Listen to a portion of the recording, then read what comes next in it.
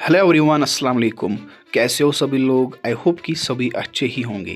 Guys, आज का जो हमारा वीडियो रहने वाला है वो हम आपको बताने वाले हैं कि जो आप आंसर लिखते हो अपने जो भी एग्ज़ाम देना है क्लास 10th 11th 12th का, क्योंकि डिपेंड जो रहता है वो सब आपका जो आंसर है वो कैसा होता है और उसी के हिसाब से आपको मार्क्स मिलते हैं।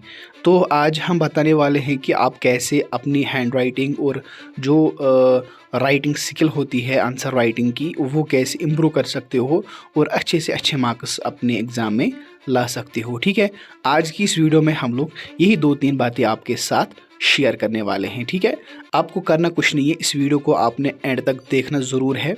लेकिन उससे पहले अभी तक आपने अगर सब्सक्राइब नहीं किया हमारे यूट्यूब चैनल को, आप हमारी इस यूट्यूब चैनल को कीजिए सब्सक्राइब, बेल आइकन भी ऑन कीजिए। व्हाट्सएप ग्रुप की लिंक आपको डिस्क्रिप्शन में मिल जाएगी, वहाँ पर आप जा सकते हो, ज्वाइन हो सकते हो। ठीक है, और ऑलरेडी हमें बहुत से ग्रुप्स जो कंप्लीट हो गए, उसमें स्टूडेंट जो है वो कंप्लीट हो गए हैं।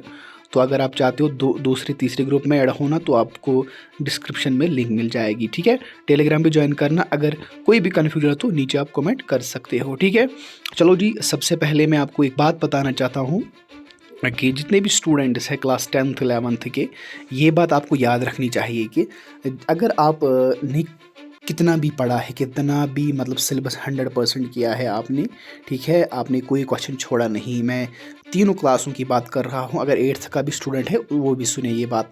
अगर आपने 100% सिलेबस किया कंप्लीट, लेकिन आपको एक प्रॉब्लम है, आपने उस क्वेश्चन को जो जो आपने याद किया है वो क्वेश्चन आपने याद किए हैं, लेकिन वो उनकी प्रैक्टिस आपने नहीं की, यानी कि उनकी प्रैक्टिस आपने राह पे नहीं की कि मेरी हैंड राइटिंग जो है वो कैसे इम्प्रूव हो सकती है। वो आपने अगर नहीं की तो आपको हो सकता है कि 50% आपको एग्ज़ाम में मार्क्स आ सकते हैं। ठीक है, डिपेंड जो रहता है, सबसे पहले डिपेंड जो रहता है फर्स्ट इंप्रेशन या लास्ट इंप्रेशन। जब एग्जामिनर जो होता है, इवालुएटर जो होता है, जो आपके मार्किंग करता है आपके पेपर्स की, वो सबसे पहले देखता क्या है, वो सबसे पहले आपकी हैंड राइटिंग देखता है। ठीक है, जब आपकी हैंड राइटिंग अच्छी होती है, जब आप पेपर अच्छे से लिखते हो, जब आप पेपर को मतलब कि ऐसे पॉइंट्स में लिखते हो कि जो इवालुएटर होता है, जो एग्जामिनर होता है, जो आपके पेपर्स की मार्किंग करता है, तो उसको फिर शौक रहता है कि ये बच्चा बहुत अच्छा लिखता है, इसकी हैंड राइटिंग जो है वो क्लासिक है, तो वो आपको मार्क्स जो है वो इम्प्रूव करता है मार्क्स। ठीक है, तो ये था पहला पॉइंट कि सबसे पहले आपको करना क्या होगा, जो भी क्वेश्चन आप याद करोगे तो ज़्यादा से ज़्यादा कोशिश करना वो लिखने की। जितना आप लिखोगे उतनी आपकी हैंड राइटिंग जो है वो इंक्रीज़ हो जाएगी। जब आप लिखोगे कुछ नहीं, याद ही करोगे, खाली याद याद याद लिखोगे कुछ नहीं, तो जब आप एग्ज़ाम हॉल में पहुंचोगे तो आपको लिखने में प्रॉब्लम हो सकती है, क्योंकि आपने प्रैक्टिस नहीं की है। याद है आपको सब कुछ, लेकिन आपने कोई प्रैक्टिस नहीं की है। ठीक है, अब करना क्या है आपको, मैं आपको बता दूंगा। जो भी आप क्वेश्चन याद करोगे, कोई भी क्वेश्चन, चाहे आपने मेडिकल में किया है, आर्ट्स में, कॉमर्स में, कोई भी क्वेश्चन या 10th में, तो आपको सबसे पहले वही क्वेश्चन आपको लिखना पड़ेगा जो आपने याद किया है। ठीक है, ये रहा पॉइंट नंबर 1। पॉइंट नंबर 2 क्या रहेगा? पॉइंट नंबर 2 रहेगा, जब आप अपना पेपर जो है, क्वेश्चन पेपर देखोगे, जब जेके बॉस आपको पेपर देगा, जो आपके एग्ज़ाम में पेपर आ जाएगा, सबसे पहले जब वो रोल नंबर आंसर शीट पर लिखोगे, उसके बाद आपके सामने पेपर आ जाएगा। उसमें आपको करना क्या है, सबसे पहले आप पेपर देखोगे, अच्छे से पढ़ोगे। जब आप वो अच्छे से पढ़ोगे, उसके बाद आपको करना क्या होगा, उसके बाद आपको वो क्वेश्चन लिखने होंगे जो आपको आते होंगे।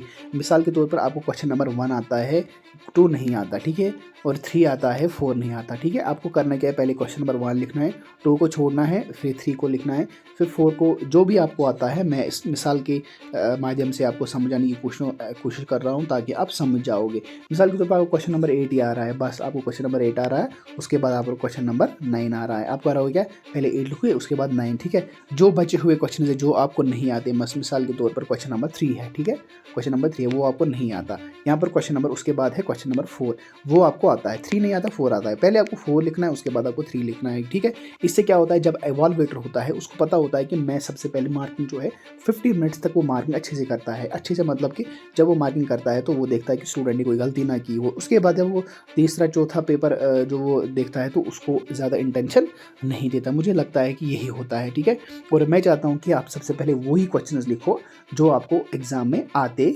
होंगे। ठीक है, ये रहा पॉइंट नंबर 2। पॉइंट नंबर 3 क्या रहेगा आपके लिए? पॉइंट नंबर 3 रहेगा, इसमें 2 कैटेगरीज के लोग होते हैं। पहले वो जो लाइन्स एक लाइन छोड़ के दूसरे लाइन में लिखते हैं, ठीक है। और दूसरा वो जो लाइन नहीं छोड़ता वो डायरेक्ट लिखता है, ठीक है। सबसे पहले आपको घर में एक प्रैक्टिस करनी पड़ेगी, एक पेपर लाना पड़ेगा, सिंपल सा जो कॉपी होती है। अगर आपने पहले कंपेयर करना है, आपने दोनों क्वेश्चंस लिखने हैं। मिसाल के सबसे पहले आपको लाइन नहीं छोड़नी वो लिखना है, उसके बाद आपको लाइन छोड़नी है वो लिखना पड़ेगा। फिर आपको एक जो आपके बड़े होते हैं घर में, जिन्होंने अच्छा पढ़ा है, उसको बताना है कि मुझे ये ठीक हो गया, ये ठीक हो गया।